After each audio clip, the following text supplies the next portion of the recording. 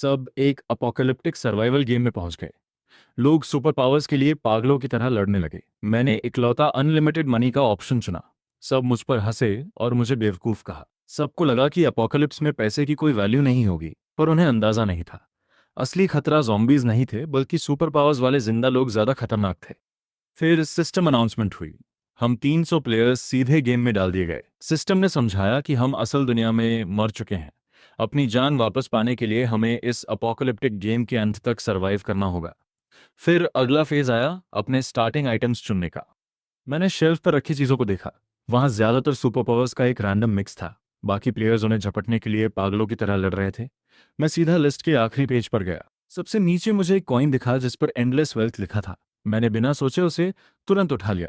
मेरे साथ आए क्लास मॉनिटर वॉन्ग टेंग ने माइंड कंट्रोल चुना। मुझे कॉइन लेते देख वो खुद को मेरा मजाक उड़ाने से रोक नहीं पाया। मार्क, क्या तू सच में पैसों के लिए इतना बेताब है? दुनिया खत्म होने वाली है, कैश तेरा क्या भला करेगा? इससे पहले कि मैं कोई जवाब देता, वो क्लास ब्यूटी लिू रुआन की तरफ मुड़ा।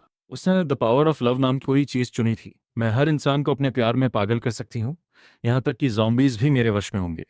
ट्रू लव की हिफाजत के साथ मैं पक्का सरवाइव करूंगी। जब सबने आइटम्स चुन लिए, तो सिस्टम ने फिर से अपडेट दिया। सबको अपनी एबिलिटीज को ट्रेन करने और आने वाली जंग के लिए तैयार होने के लिए 1 साल का समय मिला।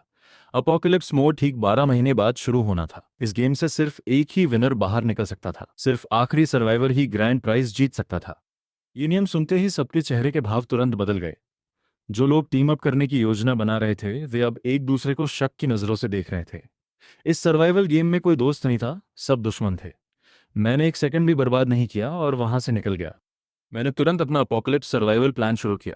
वर्ल्ड मैप स्कैन करके मैंने पैसिफिक ओशन में एक सुनसान आइलैंड पर अपनी नजरें जमाई। वो किसी फॉल्ट लाइन पर नहीं था और बड़े तूफानों के रास्ते से भी बाहर था। वहाँ एयर स्ट्रिप बनाने के लिए एकदम सही जगह थी और चारों तरफ पहाड़ कुदरती सुरक्षा नेचुरल कवर के लिए काफ़ी थे। मैंने 1 बिलियन देकर वो आइलैंड सीधे खरीद लिया। मैंने उसे फ्यूचर आइलैंड नाम दिया और दावा किया कि मैं इसे टूरिज्म के लिए डेवलप कर रहा हूँ। मैंने एक साथ 10 विशाल क्रूज शिप्स खरीदे, एनपीसीएस के साथ कंस्ट्रक्शन कॉन्ट्रैक्ट साइन किए और सारा भारी सामान और बिल्डिंग मटेरियल्स आइलैंड पर पहुंचा दिया। मैंने एनपीसी एग्जीक्यूटिव से स्ट्रिक्ट एनडीएस साइन करवाए, यहाँ तक कि उन्हें भी नहीं पता था कि फ्यूचर आइलैंड असल में कहाँ है। जब क्रूज शिप्स फ्यूचर आइलैंड पहुंच गए, तो वर्कर्स ने एक काम चलाऊ एयर स्ट्रिप बनाना शुरू किया। फिर मैंने 100 प्लेन्स चार्टर किए ताकि दुनिया भर से कंस्ट्रक्शन वर्कर्स को वहां ला सकूं। वो वर्कर्स दिन रात मेहनत कर रहे थे। फ्यूचर आइलैंड को दुनिया की नज़रों से छुपाए रखने के लिए मैंने पहले ही सिग्नल जैमर्स खरीद लिए और सब वर्कर्स के फ़ोन जब्त कर लिए। मैंने आइलैंड पर 10 अल्ट्रा रीइंफोर्स्ड फोर्ट्रेसेस बनवाए। सारा मटेरियल टॉप ग्रेड और हाईएस्ट स्टैंडर्ड का था, जिन्हें मैग्नीट्यूड 12 के भूकंप भी झेलने के लिए बनाया गया था। हर फोर्ट्रेस को बाहर से कैमोफ्लेज किया गया था, ताकि सैटेलाइट्स भी ऊपर से कुछ ना पकड़ सकें। पर यह सब तो सिर्फ एक दिखावा था। असली डूम्सडे बंकर ज़मीन के नीचे था। वो अंडरग्राउंड बंकर न्यूक्लियर स्ट्राइक्स और बायोकेमिकल अटैक्स भी झेल सकता था। यहाँ तक कि टनलिंग ज़ॉम्बीज भी 5 मीटर की ठोस स्टील को नहीं भेज सकते थे। ऊपर के फोर्ट्रेसेस से नीचे जाने के लिए गुपचुप रास्ते थे, पर वो रास्ते इतने पतले थे कि एक बार में सिर्फ एक ही इंसान निकल सके। अंदर का रास्ता किसी मेज जैसा था। अगर आप किस्मत वाले हुए और सही रास्ता ढूंढ भी लिया, तो मेन डोर पार करने का मतलब ये नहीं था कि आप अंदर के ट्रैप से बच जाएंगे। अगर एक रास्ता तबाह भी हो जाए, तो भी मैं दूसरे रास्तों से बाहर निकल सकता था। अपोकलिप्स में एनर्जी ही सब कुछ है। पावर सप्लाई की समस्या सुलझाने के लिए मैंने आइलैंड पर विंड टर्बाइन्स के साथ साथ टाइडल और न्यूक्लियर पावर जनरेटर्स भी लगवाए। पानी का इंतजाम भी आसान था। मैंने रेन वाटर कलेक्टर्स और सी वाटर डिसैलिनेशन सिस्टम्स लगाए। यहाँ तक कि ऐसी ग्राउंड वाटर प्यूरिफिकेशन इक्विपमेंट भी लगवाई जो गंदे अपोकलिप्स के पानी को भी पीने लायक बना सके। साथ ही स्टेरलाइजेशन के लिए हाई टेक उपकरण और वेस्ट वाटर ट्रीटमेंट का भी पूरा इंतजाम था। बाढ़ के खतरे को देखते हुए सारी दीवारें वाटरप्रूफ थीं। ब्लास्ट डोर्स बंद होने पर एकदम एयर टाइट हो जाते थे। अंडरग्राउंड ड्रेनेज सिस्टम भी बहुत मजबूत था। ताज़ी हवा के लिए कई एयर प्यूरिफिकेशन सिस्टम्स लगवाए और 1 लाख ऑक्सीजन कैनिस्टर्स का बैकअप रखा। मैंने 12 अलग कंपार्टमेंट्स बनवाए, ताकि अगर एक दो खराब भी हों, तो बाकी काम करते रहें। इनमें से 3 में ऑटोमेटेड फार्मिंग टेक्नोलॉजी थी, जहां सब्जियां, मछलियां और मुर्गियां पाली जा सकती थीं। मैंने 2 वेयरहाउसेज में 10 साल तक चलने वाला राशन, दवाइयाँ और पानी जमा कर लिया। जब भी एनपीसीएस को मेरे कंस्ट्रक्शन पर शक होता, मैं उन्हें चुप रहने के लिए मोटी टिप्स दे देता।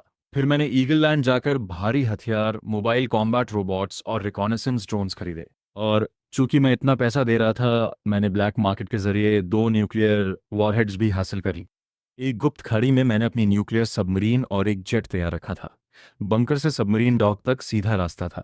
दूसरे प्लेयर्स को आइलैंड तक पहुंचने से रोकने के लिए मैंने समंदर में आर्टिफिशियल रीफ्स बिछवा दिए, ताकि कोई भी बड़ा जहाज टकराकर डूब जाए। किनारों पर इलेक्ट्रिक फेंसिंग कर दी और चारों तरफ पानी में एक्सप्लोजिव्स लगा दिए। किसी भी चीज़ को पकड़ने के लिए राडार सिस्टम लगाया और आसमान में इन्फेक्टेड बर्ड्स को रोकने के लिए एक विशाल इलेक्ट्रिक ग्रिड बिछाया। सिर्फ एक साल में आइलैंड की सुरक्षा पूरी तरह तैयार थी। दुश्मनों को गुमराह करने के लिए मैंने दुनिया भर में टूरिज्म साइट्स भी बनवाई, ताकि प्लेयर्स को भनक न लगे। वो असल में मेरे बैकअप लोकेशंस थे। आखिरी बैच के एनपीसीएस को विदा करने के बाद मैं आइलैंड पर अकेला बचा था। मैंने एक स्पेस एक्सप्लोरेशन कंपनी खरीदी और 6,000 से ज़्यादा सैटेलाइट्स को अपने कंट्रोल में ले लिया, ताकि मेरा इंटरनेट चलता रहे। आखिरी हफ्ते में मैंने अपनी सारी एयरलाइंस और शिपिंग कंपनीज के प्लेन्स और शिप्स तबाह करवा दिए। पूरी दुनिया को लगा कि सबसे अमीर आदमी पागल हो गया है, पर सिर्फ प्लेयर्स समझ सकते थे कि ये ग्लोबल टाइकून उनका कॉम्पिटिटर है। प्लेयर्स चैट इंटरफेस पर एक नोटिफिकेशन आया। वांग टेंग ने मुझसे पूछा, मार्क, वो ग्लोबल टाइकून तू ही है ना? सिर्फ उसे ही पता था कि मैंने इन्फिनिट वेल्थ चुनी है, पर मैंने उसे पूरी तरह इग्नोर कर दिया। एक हफ्ते बाद अपोकलिप्स शुरू हुआ। अपनी एबिलिटीज को बढ़ाने वाले प्लेयर्स तैयार थे। स्क्रीन पर 300 प्लेयर्स के नाम आए। मैं नंबर 99 था, वांग टेंग नंबर 100 और लिू यानरन नंबर 101 थी। अटेंशन, अपोकलिप्स शुरू हो चुका है। ये गेम तब तक चलेगा जब तक सिर्फ एक प्लेयर न बच जाए। किसी ने नहीं सोचा था कि अपोकलिप्स की शुरुआत दुनिया भर में मूसलाधार बारिश से होगी। हफ्तों की बारिश ने भयानक बाढ़ ला दी। फ्यूचर आइलैंड पर भी असर हुआ, पर आइलैंड छोटा होने की वजह से बादल जल्दी निकल गए। मुझे तो अंडरग्राउंड बंकर में छुपने की भी जरूरत नहीं पड़ी। पर वो सुपर पावर वाले प्लेयर्स मुश्किल में थे। वे इस दुनिया में खाली हाथ आए थे। साल भर वे अपनी पावर्स को ट्रेन करने और पैसे कमाने के लिए जद्दोजहद करते रहे। उनके पास जमा किया गया सामान बहुत कम था। कुछ प्लेयर्स जिन्होंने अपराध के लिए अपनी पावर्स का इस्तेमाल किया था, वे किसी तरह एक विला हथियाने में कामयाब रहे। उन्होंने बेसमेंट में शेल्टर बनाया था, पर बाढ़ ने सबसे पहले उनके बेसमेंट्स ही डुबो दिए। उनका सारा सामान बर्बाद हो गया। ऊंची मंजिलों वाले अभी सुरक्षित थे, पर बारिश थम नहीं रही थी। सब घबराने लगे। उधर मैं मजे से स्नैक्स खाते हुए लाइव स्ट्रीम देख रहा था। एक स्ट्रीमर पर्दे के पीछे छुपकर सामने वाली बिल्डिंग की वीडियो बना रहा था। एक प्लेयर अपनी फायर पावर्स का इस्तेमाल करके लूटपाट कर रहा था। चैट में लोग हैरान थे कि क्या सच में सुपर पावर्स होती हैं। अचानक स्वैट ऑफिसर्स की टीम आ गई और उस फायर प्लेयर को घेर लिया। भयंकर गोलीबारी हुई और वो प्लेयर मारा गया। तभी चैट विंडो में वैंग टेंग का मैसेज आया, मार्क, चलो टीम अप कर लेते हैं, हम पुराने क्लासमेट्स हैं। वो बेशर्मी से मुझे वीडियो रिक्वेस्ट भेज रहा था, पर मैं उसे इग्नोर करता रहा। मुझे पता था कि अगर हम आखिरी दो बचे तो वो माइंड कंट्रोल से मुझे मार देगा। पानी और बिजली कट चुकी थी, खाना खत्म हो रहा था। 3 महीने की बाढ़ ने सबकी उम्मीदें तोड़ दी। हर जगह लूटपाट शुरू हो गई। प्लेयर्स भीड़ में छुपने की कोशिश कर रहे थे, पर उनकी पावर्स की वजह से वे सरकार की नज़रों में आ गए।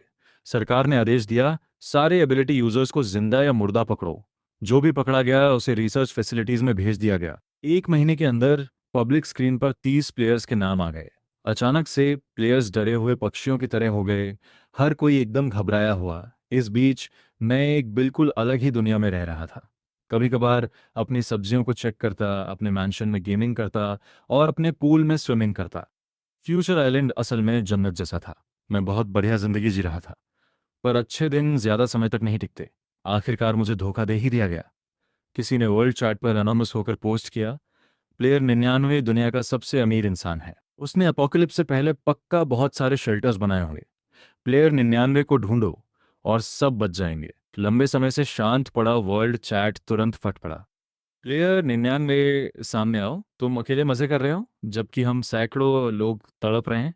कितने क्रूर और दुष्ट हो तुम। हाँ, ऐसे प्लेयर्स को खत्म कर दो। 99 को ढूंढो और हम बच जाएंगे। सब लोग हमला करो। सारे प्लेयर्स पागल हो गए। वो मुझे जिंदा चबाने के लिए बेताब थे। मैं बस शांति से छुपकर रहना चाहता था, पर तुमने मुझे बाहर आने पर मजबूर कर दिया। मैंने वर्ल्ड चैट में एक मैसेज भेजा, सब लोग शांत हो जाओ, मैं प्लेयर 99 हूँ। तुम्हें शेल्टर्स चाहिए? मैं दे सकता हूँ, पर मैंने सिर्फ 4 देशों में शेल्टर्स बनाए हैं, ड्रैगन, ईगल, हंस और कैंगरू। और हर शेल्टर में ज़्यादा से ज़्यादा 20 लोग आ सकते हैं। मैंने वर्ल्ड मैप पर 4 जगह मार्क कर दी। तुम 200 से ज़्यादा लोग हो, तुम सब वहाँ नहीं समा पाओगे। फिर भी मैं तुम्हें शेल्टर के पासवर्ड्स दे दूंगा। जो पहले आएगा उसे पहले मिलेगा। मेरे पीछे मत आना। जैसे ही मैंने पासवर्ड डाला, हर प्लेयर पागल हो गया। अगर वो शेल्टर पहले पहुंच जाते तो वो फ्लड से बच जाते। रातों रात कुछ प्लेयर्स पहुंच भी गए। ज़्यादातर के पास स्पीड बेस्ड एबिलिटीज़ थीं, शेल्टर ऊंचाई पे बना था, जो फ्लड के पानी से सुरक्षित था। जब उन्होंने दरवाजे खोले और अंदर गए तो वो किसी जन्नत में कदम रखने जैसा था। आखिरकार मैंने इन 4 शेल्टर्स को बहुत ही आलीशान बनाया था। वहां वो हर सुविधा थी जो आप चाह सकते थे। फ्रीजर्स फ्रोजन खानों से भरे हुए थे। प्लेयर 58 ने गर्व से वर्ल्ड चैट पर लाइव स्ट्रीम करना शुरू किया। कभी सोचा नहीं था कि शेल्टर ऐसा होगा। कभी नहीं सोचा था कि ये इतना बढ़िया होगा। पैसा सच में खुशियां खरीद सकता है। अंदर वे स्टेक और लैम खा रहे थे और रेड वाइन पी रहे थे। मेज पकवानों से सजी थी। प्लेयर 58 ने कहा, 12 लोग पहले से अंदर हैं। उन्होंने ड्रैगन किंगडम शेल्टर को लॉक करने के लिए वोट किया है। रिसोर्सेज सीमित हैं, कोई और अंदर नहीं आएगा। दूसरे प्लेयर्स अभी भी रास्ते में थे। स्ट्रीम देखकर उनका दिमाग खराब हो गया। शेल्टर के बाहर प्लेयर्स लहरों की तरह आते रहे। फ्लड में डूबने या भूख से मरने के बजाय उन्हें इस आखिरी उम्मीद को पकड़ना ही था। सर्वाइवल इंस्टिंक्ट ने उन्हें हताश कर दिया था। उन्होंने अंदर वालों से दरवाज़ा खोलने की मिन्नतें की, पर अंदर के प्लेयर्स ने सब कुछ अंदर से बंद कर दिया था। चाहे वो दरवाज़ों और दीवारों को कितना भी पीटते या अपनी एबिलिटीज़ का इस्तेमाल करते, वो उस बंद एंट्रेंस को हिला भी नहीं पाए। जैसे ही अंदर वाले जश्न मना रहे थे, मैं अचानक सामने आया और कहा, क्या इसमें 20 लोगों की जगह नहीं थी?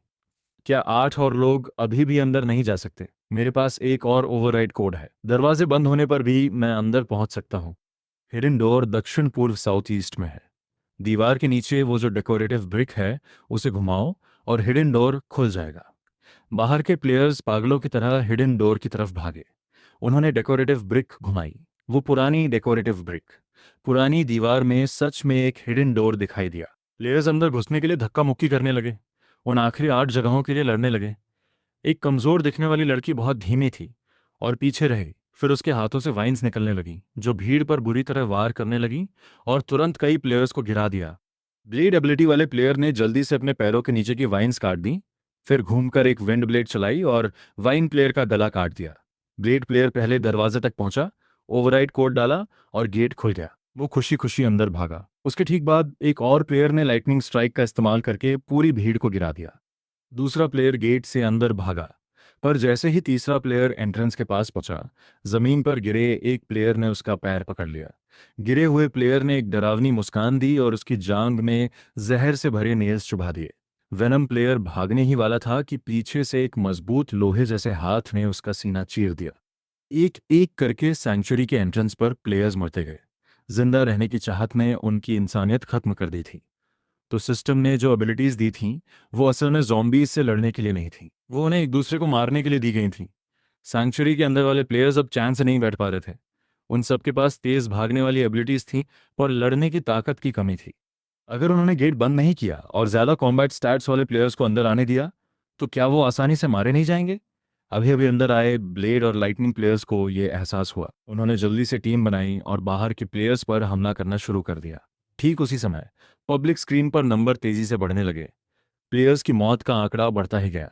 इंसानी फितरत हर जगह एक जैसी है। बाकी 3 सेंचुरीज पर भी खूनी खेल शुरू हो गया था। सारी सर्वेलेंस फीड्स में मुझे कहीं भी वांग टेंग नहीं दिखा। वैसे भी वो किसी सेंचुरी में क्यों जाएगा? किस्मत से तभी वांग टेंग का मुझे मैसेज आया, मार्क हमें देखो, हमने कभी अलायंस नहीं किया, फिर भी हमने कितनी आसानी से साथ काम किया। हम तो जन्मजात साथी हैं। क्या तुम्हें कोई शर्म नहीं है? मेरी पहचान उजागर करना, मुझे मुसीबत में डालना, ये सब तुम्हारी चाल थी। इतना गुस्सा मत हो। अगर मैंने ये प्लान नहीं बनाया होता तो हम उन प्लेयर्स को मौत के मुंह में कैसे भेजते? तुम्हें मेरा शुक्रिया अदा करना चाहिए कि मैंने तुम्हारे कंपटीशन को कम कर दिया। जैसे ही हम बात कर रहे थे, सेंचुरी पूरी भर गई। गेट अपने आप बंद हो गया। बाहर खून की नदियां बह रही थीं। जो अंदर नहीं पहुंच पाए थे वो अब भी बेकार की कोशिशें कर रहे थे। अंदर के प्लेयर्स जश्न मना रहे थे। उन्हें अंदाजा भी नहीं था कि उनके साथ क्या होने वाला है। मैं मुस्कुराया। वो क्या हो सकता है? मैं मुस्कुराया और वांग टेंग से कहा, दुख की बात है कि तुम सेंचुरी में नहीं हो। इसी के साथ मैंने एक बटन दबाया। एक पल में अंदर दबे हजारों टन एक्सप्लोजिव्स फट गए। उस धमाके की लहर ने बाहर बचे हुए प्लेयर्स को भी उड़ा दिया। धमाके के बाद प्लेयर काउंट 116 कम हो गया।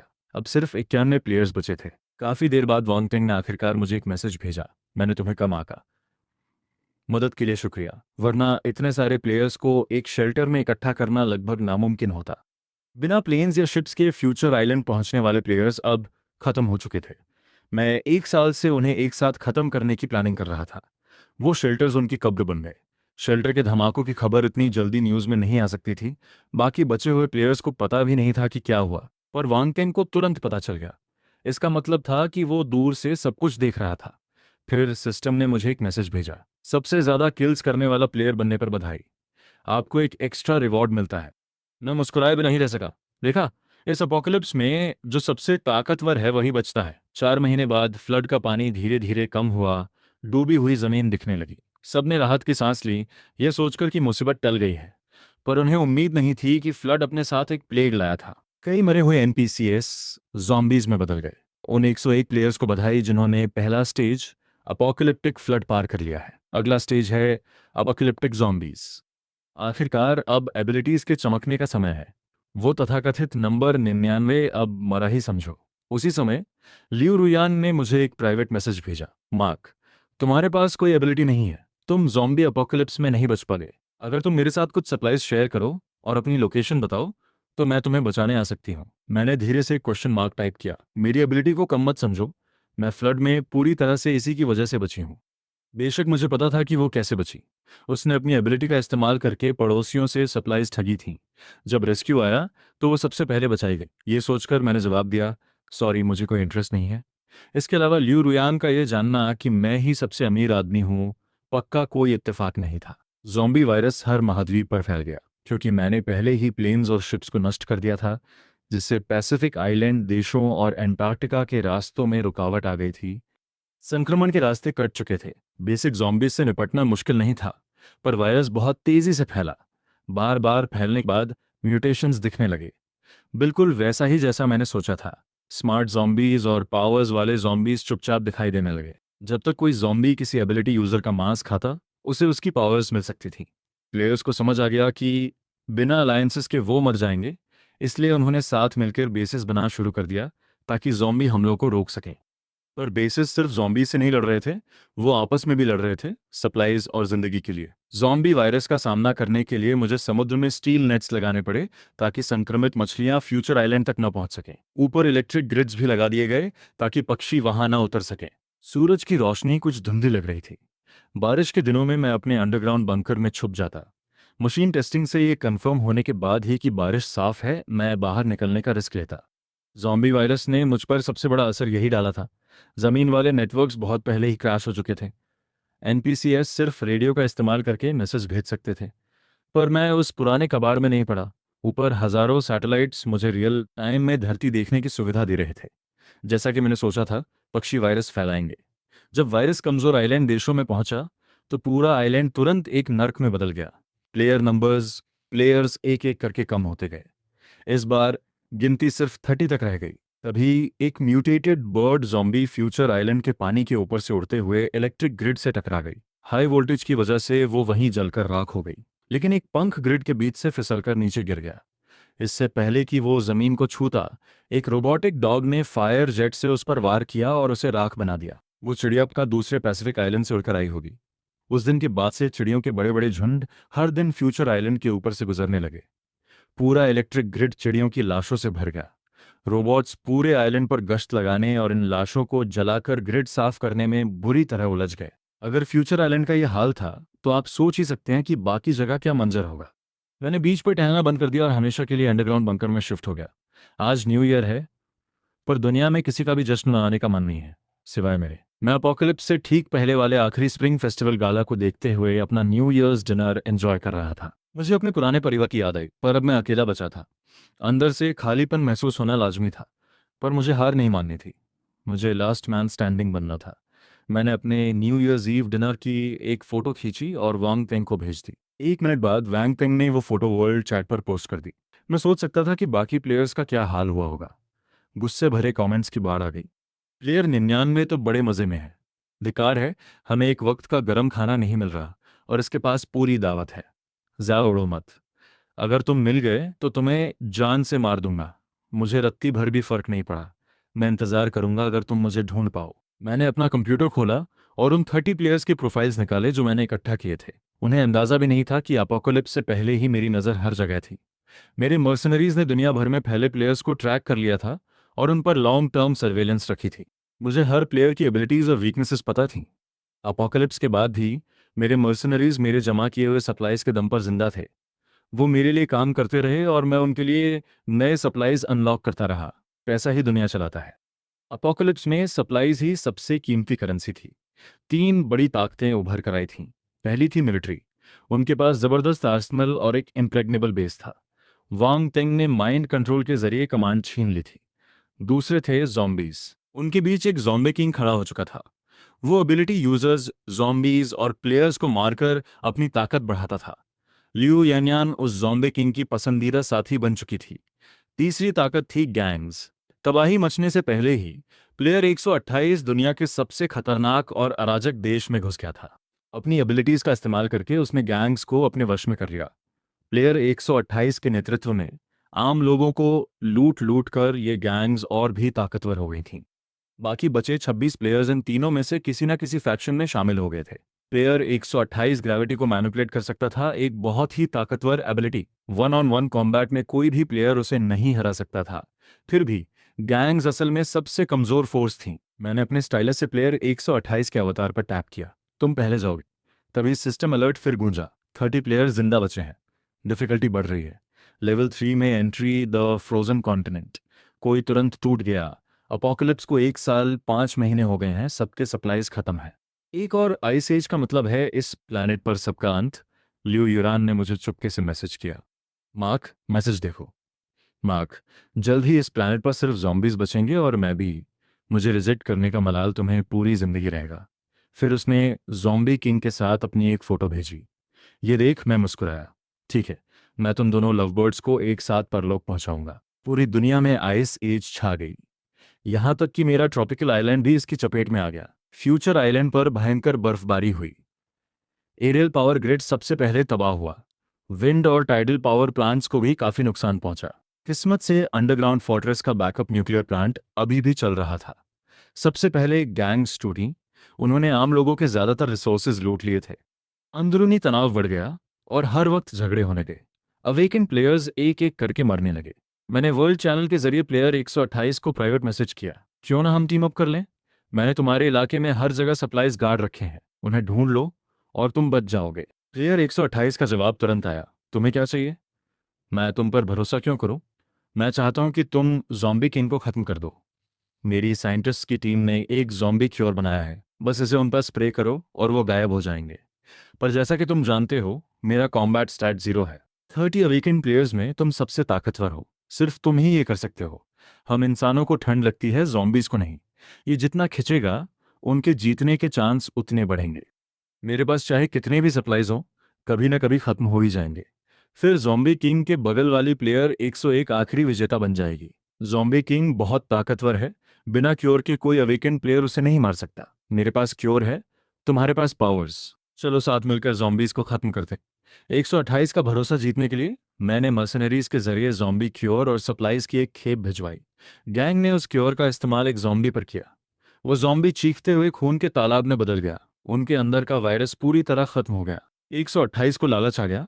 उसे लगा कि अगर दुनिया में सिर्फ हम दोनों बचे तो मुझे मारना उसके लिए बहुत आसान होगा। उसके लिए मैं सबसे कमज़ोर प्लेयर था। मेरे साथ हाथ मिलाना ही उसके लिए सबसे अच्छा ऑप्शन था। एक रात क्योर लेकर सैकड़ों ड्रोन जॉम्बीज के झुंड की तरफ उड़े। जॉम्बी किंग लियू रुयान को बाहों में लिए सो रहा था। उसकी तेज सुनने की शक्ति ने कुछ गलत महसूस किया और वो फौरन बिस्तर से उठा। लियू रुयान को कंबल उड़ाना वो नहीं भूला। आसमान से बर्फ के साथ भारी मात्रा में क्योर गिरने लगा। जो जॉम्बीज क्योर की चपेट में आए वो दर्द से कराहने लगे और एक एक करके खून में पिघल गए। जॉम्बी किंग गुस्से से पागल हो गया। उसने नीचे छलांग लगाई और अपनी हथेलियों से लाइट बीम्स मारकर ड्रोन्स को तबाह कर दिया। 128 ने प्लेयर्स के साथ हमला बोल दिया। उसने अपनी ग्रेविटी पावर एक्टिवेट की और जॉम्बी किंग को जमीन पर जकड़ दिया। ताकतवर जॉम्बी किंग अपनी कलाई तक नहीं हिला पा रहा था। तभी अंधेरे से जॉम्बीज बंदरों की तरह प्लेयर्स पर टूट पड़े। 128 ने फिर अपनी ताकत दिखाई। बड़ी बड़ी इमारतें ग्रेविटी से टूटकर गिरने लगी। मलबे के नीचे वो सारे जॉम्बीज दब गए। जॉम्बी किंग भी उनके साथ दफन हो गया। 128 जीत की मुस्कान के साथ खड़ा था।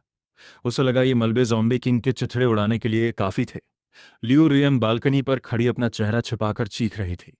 128 ने उंगली घुमाई और बालकनी ढह गई। वो ऊंचाई से गिरने दी, पर तभी मलबे से निकलकर ज़ॉम्बी किंग ने उसे लपक लिया।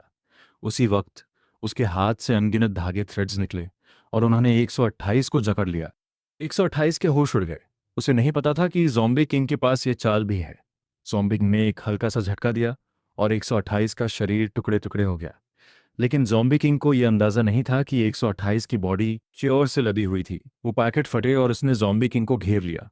लिू रुयान ने बेबसी से ज़ॉम्बी किंग को खून में बदलते देखा। वो बुरी तरह डर गई। ये जगह सच में नरक थी। वो अपनी जान बचाकर भागी पर जल्द ही बर्फ के बीच गिर गई। इस बार उसे बचाने कोई नहीं आया। किसी और के प्यार पर टिकी ताकत आखिर बहुत कमज़ोर साबित हुई। वर्ल्ड चैट पर 12 और प्लेयर्स के नाम ग्रे हो गए। मैंने अपनी डायरी में उनके नंबर एक एक करके काट दिए। 128 के आगे उसकी कमजोरी लिखी थी। यूनिवर्सल ग्रेविटेशन बहुत कम वजन वाली चीजों को कंट्रोल नहीं कर सकती, जैसे ज़ॉम्बी किंग के रेशमी धागे। मुझे इंफॉर्मेशन गैप्स का इस्तेमाल करके वो लड़ाइयाँ लड़ना पसंद है जिन्हें मैं हार नहीं सकता। अब बस एक दुश्मन बचा था, वांगटैंग, जो मिलिट्री को कंट्रोल कर रहा था। वो इस गेम को खत्म करने के लिए बेताब था। उसने वर्ल्ड चैट पर मुझे ललकारा, ये गेम हमेशा समझदार लोगों के लिए रहा है। मार्क, यहाँ तक पहुँचने के लिए शाबाश। पर हर गेम में एक हारने वाला होता है। खुद को अभी मार लो तो मैं तुम्हें तड़पाऊंगा नहीं। मुझे पता था तुम्हारे पास मर्सनरीज हैं, पर वो मिलिट्री के सामने कुछ नहीं है। तुम्हारे पास बस गंदा पैसा है। पर मेरे पास मिसाइल्स, एयरक्राफ्ट कैरियर्स और मिलिट्री एयरक्राफ्ट्स हैं। जहां चाहो छुप जाओ, मैं तुम्हें ढूंढ लूंगा। मैंने चैट में उसे अपना गुस्सा दिखाया। वांग टेंग का माइंड कंट्रोल ताकतवर था, पर उसमें एक बड़ी कमी थी। उसे आमने सामने होना पड़ता था। जब तक मैं अपने अंडरग्राउंड बंकर में था, वो मुझे छू भी नहीं सकता था।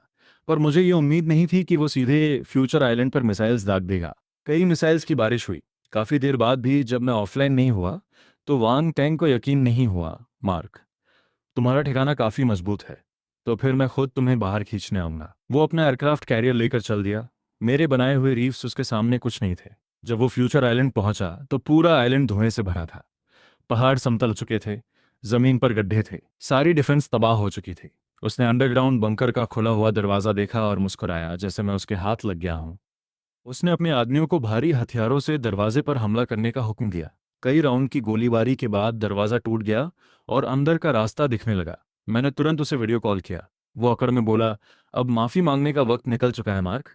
उसने अपने आदमियों को अंदर जाने का इशारा किया, और वीडियो में मैंने शांति से अपने पीछे मौजूद अंतहीन अंतरिक्ष कॉस्मोस की तरफ इशारा किया। तुम्हें किसने कहा कि मैं फ्यूचर आइलैंड पर था? अपनी आंखें खोलो और देखो मैं असल में कहाँ हूँ। मेरे बोलते ही फ्यूचर आइलैंड पे एक न्यूक फटा। प्लेयर 100 का नाम आखिरकार ग्रे हो गया। सिस्टम ने जीत की धुन बजाई। बधाई हो प्लेयर 99, आप इकलौते विजेता हैं। आपने गेम क्लियर कर लिया है। वांग टैंग के पास एक स्पेशल एबिलिटी वाला प्लेयर था जो किसी भी फोटो से एग्जैक्ट कोऑर्डिनेट्स निकाल सकता था। ये वैसे तो बेकार एलिटी थी, पर वांग टैंग जानता था इसका इस्तेमाल कैसे करना है। उसने मुझे कई वीडियो रिक्वेस्ट भेजी थी ताकि मेरी लोकेशन ट्रैक कर सके, पर मैंने कभी फ़ोन नहीं उठाया। फिर मैंने उसे न्यू ईयर्स ईव वाली फ़ोटो भेजी। उसने मुझे बेवकूफ़ समझा और खुशी खुशी मेरी लोकेशन ट्रैक की। उसने इंतज़ार किया कि कब गैंग्स और ज़ॉम्बी किंग खत्म हो ताकि वो सब कुछ हड़प ले। पर मुझे पता था उसके पास कौन से प्लेयर्स हैं। वो फ़ोटो जानबूझकर उसे जाल में फंसाने के लिए भेजी गई थी। फ़ोटो भेजने के बाद मैं फ्यूचर आइलैंड से निकल गया। सिस्टम ने मुझे इनाम के तौर पर कहीं भी इंस्टेंटली टेलीपोर्ट होने का मौका दिया था। अपने सारे सप्लाईज के साथ मैं एक स्पेस स्टेशन पर टेलीपोर्ट हो गया, पर सिस्टम ने मुझे वापस धरती पर जाने का रास्ता नहीं दिया। मैं इस इनाम का इस्तेमाल अंत तक नहीं कर सकता था।